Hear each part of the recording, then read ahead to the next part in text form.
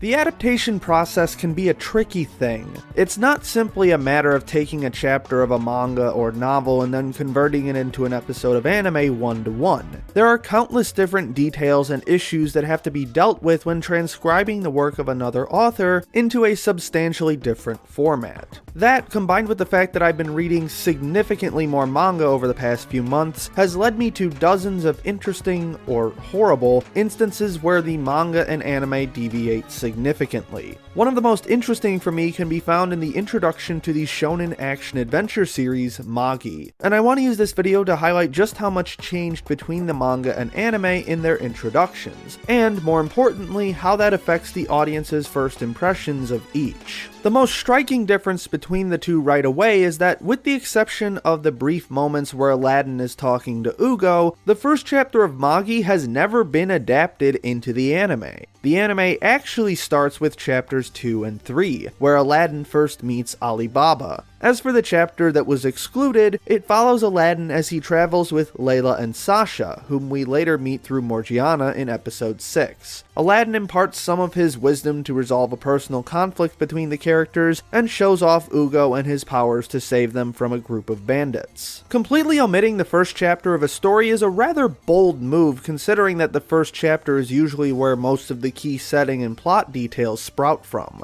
However, it's also not as rare as you might think. Some stories pull it off rather nicely, such as with Jurassic Park, while others, well, not so much. Even in shonen manga, this isn't an isolated incident. The first chapter of One Piece wasn't adapted until episode 4 of the anime, choosing to let the Romance Dawn arc play out in its entirety before giving us Luffy's origin story. In the case of Magi, there are quite a few effects that result from this omission, both positive and negative, with the most notable being that it drastically changes the audience's relationship with Alibaba. In the anime, Aladdin and Alibaba are introduced fairly close together in terms of runtime, which presents them as dual protagonists of equivalent or near equivalent importance, and for the majority of season 1 they're given almost equal amounts of screen time. However, Alibaba's actions and ideals are much more active and action-heavy than Aladdin's, who typically holds a much more passive or reactionary role for most of the initial arcs, especially in the first episode where he basically just follows Alibaba around everywhere and causes trouble for him. In fact, one could easily be mistaken, as I initially was, into thinking that Alibaba was the central character, while Aladdin, still being a main character in his own right, played more of a support/guidance role for Alibaba. After all, Alibaba's character arc of overcoming his past failings and becoming a great king is much more stereotypically shonen than that of Aladdin, and the dungeon arc and Balbad arc, both of which put Alibaba at the forefront in terms of character development, take up over half of season 1.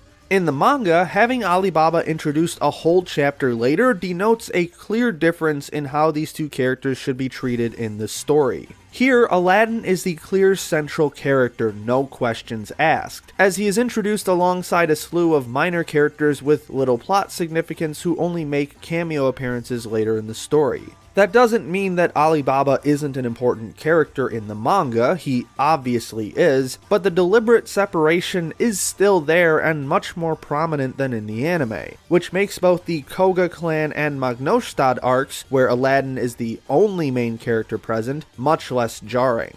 And just as how Alibaba's role has changed, so is Aladdin's. Because Aladdin and Ugo's introduction happened with Layla and Sasha in the manga, we already kind of know what Aladdin's deal is by the time he meets Alibaba, and that he's packing an immense amount of power in that tiny body of his. Since we don't know that part yet in the anime, the audience ends up defaulting to Alibaba's point of view of Aladdin being nothing but a nuisance until Ugo's first appearance. Appearance order aside though, the characters' personalities are also notably different from their manga counterparts in the beginning. Aladdin is probably the most different, and arguably worse in the anime iteration, in that they seem to have simplified him in areas that needed to be more complex, while also expounding on ideas that didn't really need expounding, at least not in that moment. When Aladdin is in the Sacred Palace at the very beginning of the episode, he says that he's trapped there and that Ugo can't let him leave, and his cries seem filled with pain and terror.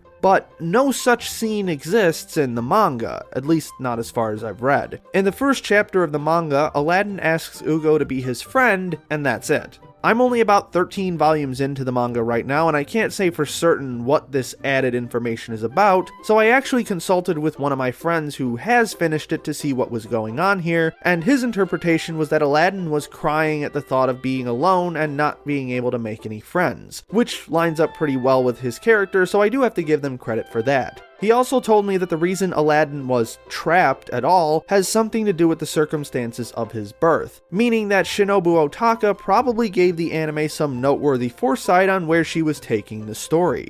Unfortunately, the anime only went up through the Magnostad arc, so it didn't really matter anyway, since they never got to the manga's endgame content. There are also a lot of changes that might seem minor on the surface, but have significant ramifications when it comes to characterization. In both the anime and the manga, there is a scene where Aladdin is discovered inside a covered wagon eating someone's stockpile of watermelon. In the manga, it's Layla and Sasha's, and in the anime, it's Alibaba's. But there's a fairly crucial piece of dialogue left out of the anime. When Layla catches Aladdin eating the fruit, she berates him for stealing, saying that the fruit is something precious to them. This causes Aladdin to realize he's done something wrong, and Layla forces him to work for her for free in order to pay for the damages. In the anime, when Alibaba catches Aladdin eating the fruit, he just kinda stares at him, and then Bedell shows up and gets angry at Alibaba, and then Aladdin pisses off Bedell even more, and then Alibaba doesn't really say anything in his defense, like a normal person would. This kid he's never met before ruined the merchandise he was supposed to sell, and he just kinda does nothing about it.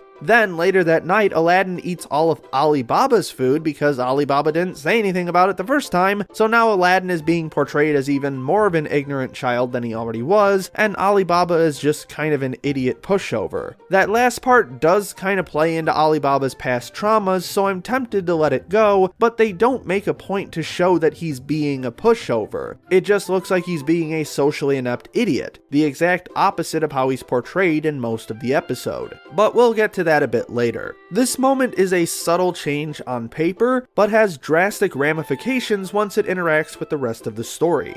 Moving on from there, it seems as though all of the events prior to Aladdin and Alibaba entering the dungeon have been completely restructured in the anime. For example, Chapter 2, Aladdin's first encounter with Alibaba, takes place entirely during the caravan ride that's transporting Budell's wine, rather than over the course of 3 days in several different locations that culminates in that caravan ride like in the anime. And this change comes with its own set of advantages and pitfalls. In the manga, Alibaba's circumstances initially feel much less dire than in the anime. Aladdin doesn't immediately worsen Alibaba's relationship with Budell, though Alibaba is still demeaning himself to work for him. In fact, most of Alibaba's troubles in this episode come either directly or indirectly from Aladdin himself, stealing Budell's goods, eating Alibaba's personal food, and so on. Perhaps that opening bit of Aladdin crying was supposed to soften us up towards him or something, because he's really not that easy to get invested in until near the end of the first episode. With the manga, since we already spent an entire chapter with him on his journey with Layla and Sasha, we're already used to him by the time he starts pissing off Budell, so the comedy of that works a bit better here. On the other hand, because the anime stretches out their initial encounter for so much longer, the weight on Alibaba's shoulders as he continues to lie to himself and grovel at Budell's feet is much more intense, and so that pressure for him to finally explode at the climax is much greater.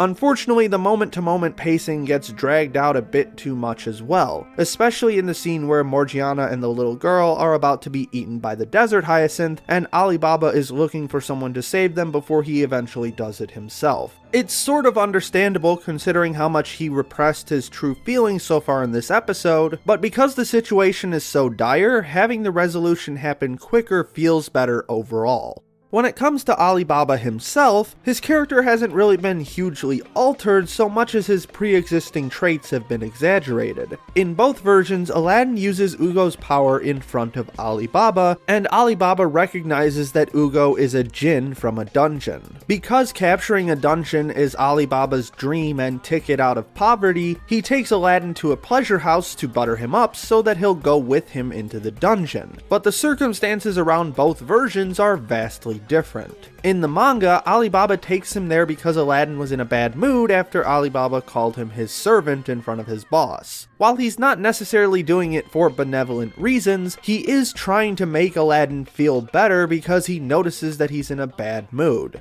In the anime, Alibaba takes him there almost immediately after he discovers Ugo. He slips into his more conniving and brown-nosing personality as soon as he has the chance, without Aladdin even being the wiser. This makes Alibaba seem much more cunning and opportunistic, traits that he most likely acquired from working in the bazaar so much. We never really got the sense that Alibaba had been stuck doing this kind of work for a long period of time in the manga, so the urgency for him to escape isn't as strong, and he hasn't developed as many traits that make him look as though he's aligning with the current cultural zeitgeist in order to fit in and make his way to the top. As such, there isn't a huge risk of him losing his true self in the process, something that Aladdin points out during the caravan ride in the anime. And that brings up another interesting difference in Aladdin and Alibaba's character dynamic. In the manga, Aladdin never really confronts Alibaba over the facade he's put on for those around him. Instead, he simply sits on the sidelines, judging Alibaba, Budel, and the others for how they act and how they present themselves. Aladdin can see that Alibaba is covering up his true feelings, but he chooses to let Alibaba reach the right decision on his own. In the anime, Aladdin directly confronts Alibaba's fake behavior, saying that he should stop before that type of behavior consumes him,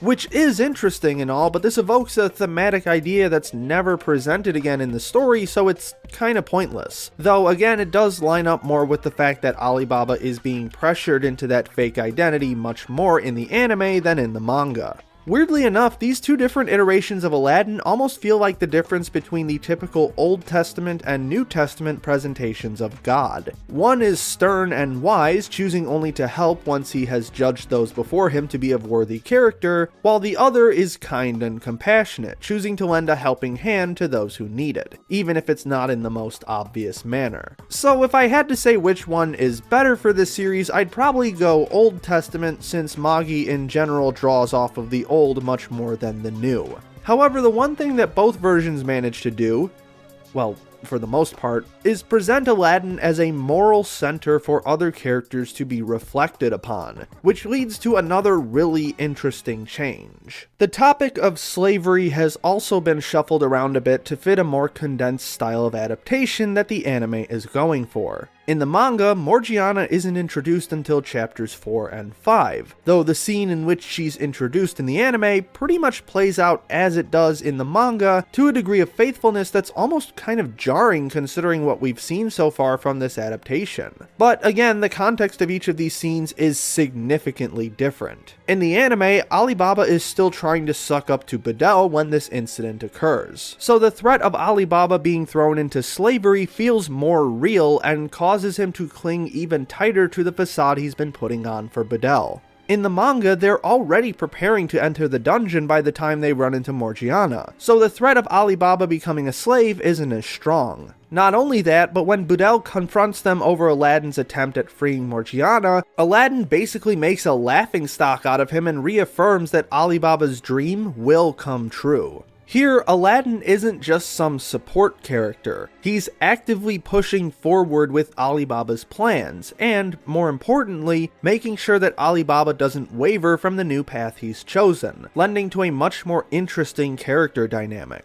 Moving up the introduction of slavery also has a noticeable effect on the climax of the first episode. In the manga, the women that accompany Alibaba and Budel on the caravan are just some other travelers, but in the anime, not only have they been turned into slaves, but Morgiana is with them as well. So when the Desert Hyacinth attacks the caravan, it's not just some normal kid that Alibaba saves, it's a couple of slaves, people that, by their society's standards, are less valuable than a regular person. And so it makes Alibaba's heroism seem all the more impressive by having him fight back against the cultural norms of his society. This also makes Budel seem like a little less of a gigantic asshole when he pushes Alibaba out of the way to save his wine. In the manga, he chose his wine over the life of a fellow citizen, but in the anime, making the child a slave sort of justifies his actions. Holy shit, what the fuck did I just say? Anyway, even more so than that, having Morgiana also fall into the hyacinth trap further increases the stress of the situation. Obviously, Morgiana is going to be a main character eventually because there's no reason they'd give a background character that hair color, so on the one hand you already know that she's going to live, but on the other hand it still increases the pressure for Alibaba to do it himself. Hey fuckboy! There's a cute anime girl down there who's probably gonna be your potential love interest in the future. You gonna save her or what, you punk bitch? The aftermath of the situation is also notably affected by this change. In the manga, the rest of the people in the caravan actually offer to pay for the damages to Budel's wine themselves as thanks for Alibaba saving the little girl. In fact, when Budel offers to pay for the loss of the woman's daughter, you can see the others become infuriated with him for thinking so little of human life. However, Alibaba politely rejects this offer because he doesn't want to be a burden on them and feels that he should own up to his actions. In the anime, the other caravan members seem to be Budel's armed guards, whom he sicks on Alibaba and Aladdin after all the wine is destroyed. Here, it seems as though Alibaba's fight against the unfair system he lives in is only going to get tougher from there, and that not even an act of heroism like he just displayed will be enough to turn the tide. In contrast, the manga seems to have a much more positive view of humanity as a whole, showing that the average person can clearly discern what is right and wrong in a given scenario, even if societal pressure demands the opposite of what they think.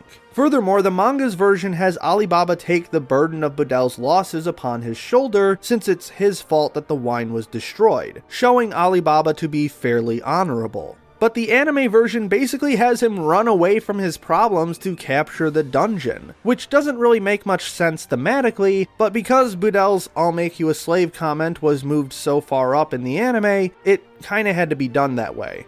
If I were to sum up the biggest difference between how all of these events play out, it would be that the anime condenses everything into a gradual build-up to Alibaba's explosive turnaround, while the manga paces things out a bit more and lets Alibaba take his time learning to shake off the superficial front he's been putting on for so long. Both of these are acceptable methods of conveying character development, but I think I prefer the manga's version. It's hard to deny that the massive emotional upheaval in the anime isn't satisfying, but there are a few too many moments that lean towards comically over the top for my taste. Moreover, when it comes to being a reflection of its historical/mythological inspiration, the manga is far superior with its choice to take an Old Testament approach. I'm not saying that you should shirk the anime entirely in favor of the manga. I'm really trying not to be the read the manga guy since the anime does have its own merits, but if you found this opening episode unfulfilling in some regards, then perhaps the manga might be a sufficient alternative for you. In any case, this probably isn't the last you'll hear from me about Magi, and I'm actually stocking up on research materials to do a more in-depth analysis,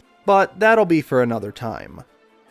Thanks for watching, everybody. I'm still trying to get back in the saddle after this whole channel deletion nonsense, and all of my next projects are looking really big, so I'm not sure when the next new video is coming out, but I'm currently re-uploading everything from the old channel that was lost, so hopefully you'll find some enjoyment in revisiting those while I work on some newer stuff. Special thanks to Jan Rogalski, Rourketon Joing, Christine Seibert, Tim Johnson, Call Me Catlord, and all my other patrons for their generous support. If you'd like to support my work so I can increase both the quantity and quality of my videos, check out the link in the description below. My name is Ember, and I'll see you next time.